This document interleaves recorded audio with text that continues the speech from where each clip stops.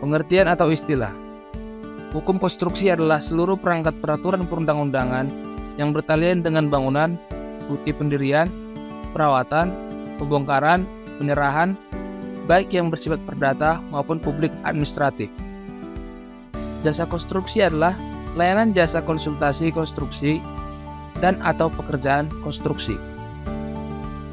Konsultasi konstruksi adalah layanan keseluruhan atau sebagian kegiatan yang meliputi pengkajian, perencanaan, perancangan, pengawasan, dan penyelenggaraan konstruksi suatu bangunan.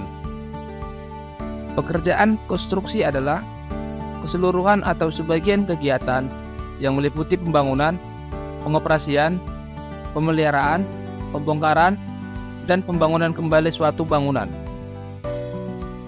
Lembaga Pengembangan Jasa Konstruksi yang selanjutnya disingkat dengan LPJK adalah lembaga yang dibentuk Menteri untuk menyelenggarakan sebagian kewenangan pemerintah pusat bagaimana dimaksud dalam Undang-Undang Nomor 2 Tahun 2017 tentang jasa konstruksi. Kontrak kerja konstruksi adalah keseluruhan dokumen kontrak yang mengatur hubungan hukum antara pengguna jasa dan penyedia jasa dalam penyelenggaraan jasa konstruksi. Standar keamanan, keselamatan, kesehatan, berlanjutan adalah pedoman teknis dan keamanan keselamatan, kesehatan tempat kerja konstruksi, dan perlindungan sosial tenaga kerja, serta tata lingkungan setempat dan pengelolaan lingkungan hidup dalam penyelenggaraan jasa konstruksi. Kegagalan bangunan adalah suatu keadaan keruntuhan bangunan dan atau tidak berfungsinya suatu bangunan setelah penyerahan akhir hasil jasa konstruksi.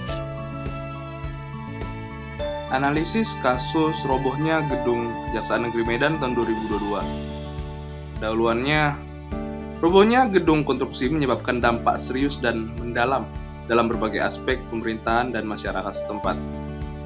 Insiden ini menyoroti kekurangan dalam penerapan standar konstruksi dan sistem pengawasan proyek pembangunan yang menyebabkan pertanyaan serius tentang kualitas bangunan di wilayah tersebut dan di seluruh negara.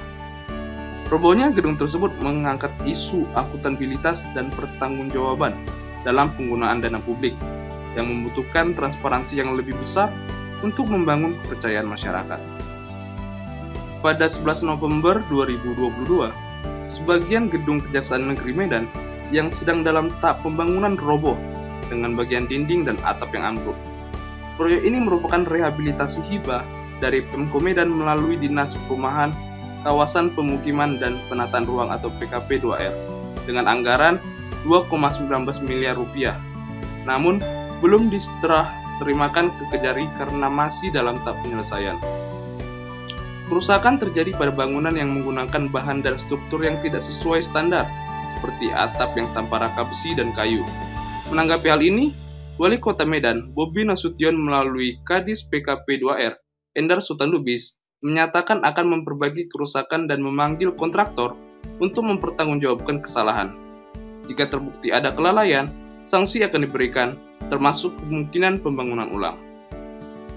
Pasca robohnya gedung kantor Kejari Medan, Wali Kota Medan Bobi Nasution langsung menginstruksikan Dinas Perumahan Kawasan Pemukiman dan Penataan Ruang atau PKP 2R Kota Medan untuk mengambil tindakan tegas. Sebab, berdasarkan penelitian yang telah dilakukan, bangunan gedung yang roboh tersebut terbukti melanggar dan menyimpang dari spek bangunan yang telah disepakati dalam kontrak.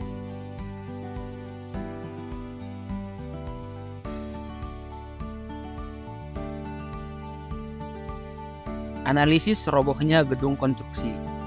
Dalam hal ini kita mengambil contoh kasus robohnya gedung Kejari Medan. Pertama, insiden robohnya gedung Kejari Medan. Gedung yang sedang dibangun untuk kantor Kejaksaan Negeri Medan roboh. Menimbulkan pertanyaan mengenai kualitas dan keselamatan bangunan. Kedua, investigasi menemukan bahwa bangunan tersebut melanggar spesifikasi telah disepakati dalam kontrak pembangunan. Selanjutnya, tindak lanjut pemerintah Kota Medan. Wali Kota Medan Bobi Nasution segera menginstruksikan dan Dinas Perumahan Kawasan Pemukiman dan Penataan Ruang untuk memutus kontrak dengan kontraktor yang bertanggung jawab. Kontraktor dikenakan sanksi berupa pengembalian down payment, denda keterlambatan, dan pencantuman nama perusahaan dalam daftar hitam atau di blacklist. Selanjutnya kita akan bahas sanksi yang dikenakan. Yang pertama, pemutusan kontrak dan penilaian bangunan yang sudah dikerjakan dianggap nol. Kontraktor harus mengembalikan uang muka sebesar 30% serta termin pertama sebesar 20% dari total proyek yang berjumlah kurang lebih 1,4 miliar rupiah termasuk denda maksimal 90 juta rupiah. Selain itu, kontraktor diwajibkan untuk membongkar sisa bangunan yang roboh dan mengembalikannya ke dalam kondisi semula. Perusahaan kontraktor dimasukkan dalam daftar blacklist atau daftar hitam. Implikasi sosial dan hukum. Tindakan ini menunjukkan bahwa pemerintah Kota Medan serius dalam menanggapi pelanggaran kontrak dan menjaga kualitas proyek pemerintah. Kedepannya, langkah ini diharapkan bisa mencegah terulangnya kasus serupa serta meningkatkan transparansi dan akuntabilitas dalam pengelolaan proyek-proyek pemerintah. Evaluasi tindakan selama dan setelah kejadian. Pertama, Pemkop Medan dan Dinas PKPBR. Tindakan setelah kejadian. Wali Kota Medan, Bobi Nasution meninjau lokasi dan mengakui kesalahan pengelolaan. Kepala Dinas PKPBR, Endar Sultan Lubis, memutus kontrak, menagih denda keterlambatan, dan memasukkan kontraktor ke daftar hitam. Kedua, Kejari Medan. Tanggung jawab sebelum kejadian. Mengusulkan proyek dan memastikan pemilihan kontraktor yang memenuhi standar kualitas. Tindakan setelah kejadian. Evaluasi internal terhadap proses pengusulan dan pengawasan proyek. Yang ketiga, kontraktor atau rekanan pembangunan. Tindakan setelah kejadian, pemutusan kontrak, pembayaran denda, dan masuk daftar hitam. Kemudian diharuskan membongkar bangunan yang roboh.